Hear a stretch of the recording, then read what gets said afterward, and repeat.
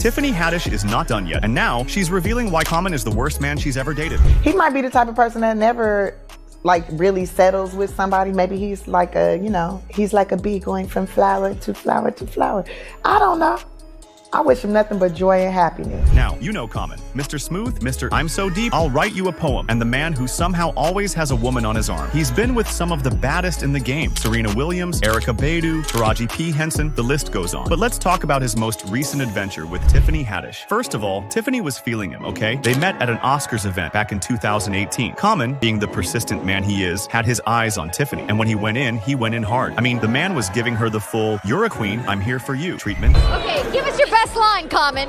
Yo, she is a princess, she a queen, and I just want to be able to explore and learn everything she needs so I can give her everything she wants as a princess. So you gonna give me a kingdom?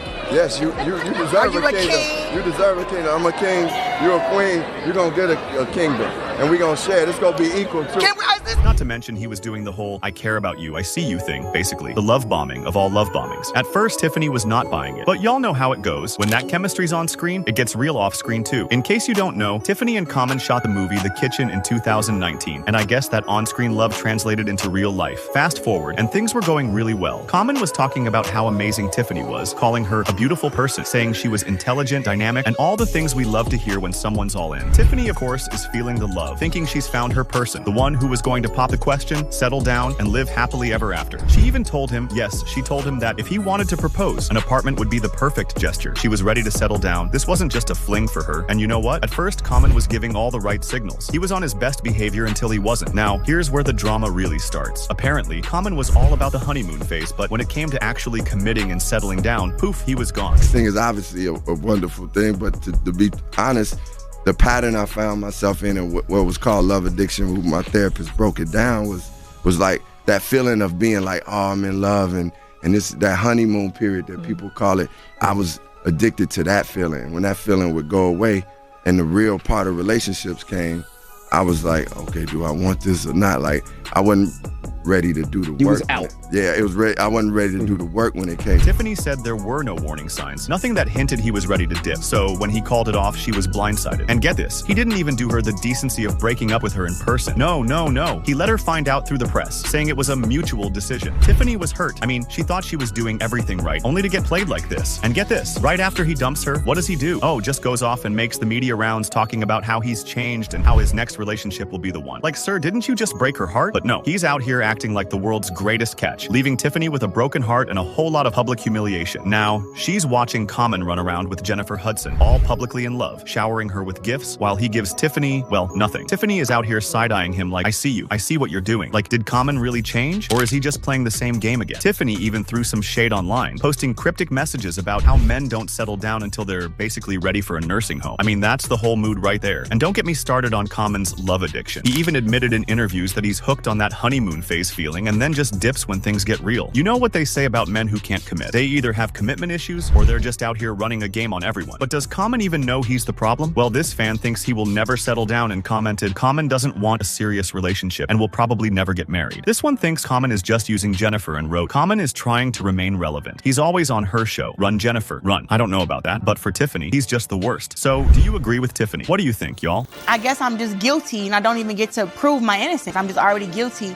And then it just took off like wildfire. Claressa Shields is used to knocking people out in the ring, but this time, she's fighting a different kind of opponent. The undefeated boxing champ just got hit with a suspension, and if you thought that was bad, just wait, because Shields is now putting the blame on none other than Papoose. Claressa Shields was fresh off making history as the first boxer, man or woman, to hold undisputed titles in 3 different weight classes. She was supposed to be celebrating. Instead, she got hit with a suspension after testing positive for marijuana following her big win over heavyweight Danielle Perkins. Now, before you roll your eyes and think, but weed is legal in Michigan, let's talk about why this is even an issue. The World Anti-Doping Agency still bans marijuana in competition, so even though she wasn't out here puffing in the ring, it didn't matter. And the Michigan Unarmed Combat Commission isn't exactly showing her any sympathy either. Their statement came down hard, calling Claressa's actions an imminent threat to the integrity of professional boxing, the public interest, and the welfare and safety of of professional athletes. So Claressa wasted no time firing back. She hopped on X to shut down any rumors that she was using performance-enhancing drugs, saying, "It's really angering that this man is playing with my reputation. I've been a clean athlete all my life. To ever put my name and PEDs with positive and my name in the sentence is damaging. He knows that. He's going to get sued and held like a public apology. And, on my soul, can't nobody tarnish my image. It's a temporary suspension till I go to trial for this very small amount of marijuana. I'm not suspended from boxing. I'm not stripped of my titles. I'm just waiting. Also, I can't defend a lie. Do your research." She even jumped in an interview in the Tamron Hall show to clear things up.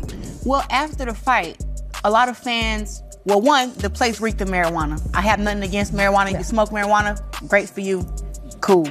But the place reeked of marijuana. And then before I got to do the mouth swab, I was hugging and everybody was hugging and kissing me in Flint. Everybody felt like they're my cousin, sister, brother, friend. This only makes things harder for her. I read that. That's what kind of, hurt my feelings a little bit, because I know that, I don't do anything wrong when it comes to boxing. And being a black woman in the sport already, I have to work 10 times harder to even get equal pay. To even get put on TV, to get respect. So I have to kind of walk a straight line. And so I'm walking a straight line, and then to see someone say that, it was like, well, it's also hard for me to get endorsements and sponsorships because of the sport that I do and how they don't really know how to accept powerful black women. So now I'm fighting this. She was hurt to hear how they talked about her. The WBO boxing organization also made posts and said that I was a danger to the sport. I had to prove my innocence within 30 days or they would strip me. Hollywood Unlocked, Shade Room, everybody's posting this stuff saying that I'm a danger to the sport. I'm suspended. I smoke marijuana.